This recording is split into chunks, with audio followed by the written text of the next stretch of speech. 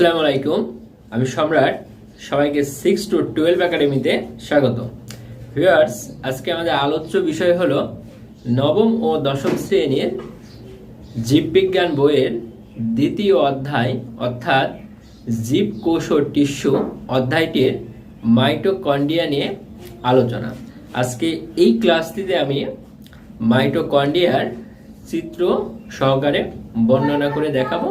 এটার আবিষ্কারকের নাম এবং যেই নামকরণ করেছে তার নাম এবং এটি কত সালে আবিষ্কৃত হয়েছিল সেটা নিয়ে আলোচনা। চলো আমরা ক্লাসটি আলোচনা করে দেখি। জীবকোষ ও টিস্যু। জীবকোষ ও টিস্যু এই অধ্যায়টির আজকে আমাদের আলোচ্য বিষয় হলো মাইটোকন্ড্রিয়া। এই যে চিত্রটি হলো মাইটোকন্ড্রিয়া। মাইটোকন্ড্রিয়াকে কোষের পাওয়ার হাউস বলা হয়, কারণ এখানে কোষের যাবতীয় শক্তি উৎপন্ন হয়ে থাকে এই মাইটোকন্ড্রিয়াতে, যার কারণে এটিকে কোষের পাওয়ার হাউস বলা হয়ে থাকে।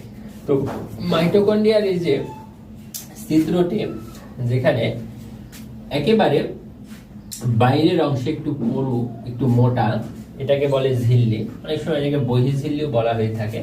বাইরের অংশটি হলো ঝিল্লি, আর এই যে এখানে ভিতরের দিকে ভাঁজ যে অংশটি, এটা হলো কিস্টি।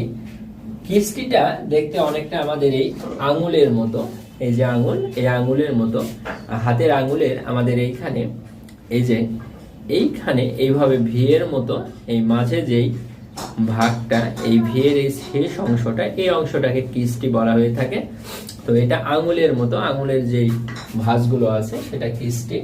এবং এই মাইটোকন্ড্রিয়ার এই ভিতরে যে আমাদের এই যে বিন্দু বিন্দু এই জিনিসগুলো আছে গোল গোল পুরো মাইটোকন্ড্রিয়া অংশে, এটাকে বলছে অক্সিসোম অথবা অক্সিজোম।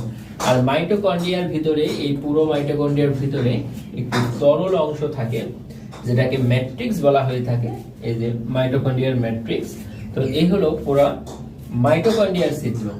তো মাইটোকন্ড্রিয়া, এই মাইটোকন্ড্রিয়াতে আবিষ্কার হয় 1886 সালে, মতান্তরে 1894 সালে। অর্থাৎ একদল বিজ্ঞানী মনে করেন যে এইটা আবিষ্কার হয়েছে 1886 সালে, আর অন্য আরেক দল বিজ্ঞানী মনে করেন এটা আবিষ্কার হয়েছে 1894 সালে। অর্থাৎ এখানে মতভেদ আছে, মত পার্থক্য আছে। আর এইটার প্রকৃত আবিষ্কারক হলো রিচার্ড অল্টম্যান। রিচার্ড অল্টম্যান এই মাইটোকন্ড্রিয়া আবিষ্কার করেছেন। আর বর্তমানে যে নামকরণ, যে নামটি প্রচলিত, সেটা বিজ্ঞানী কার্ল বেন্ডা। অনেকেই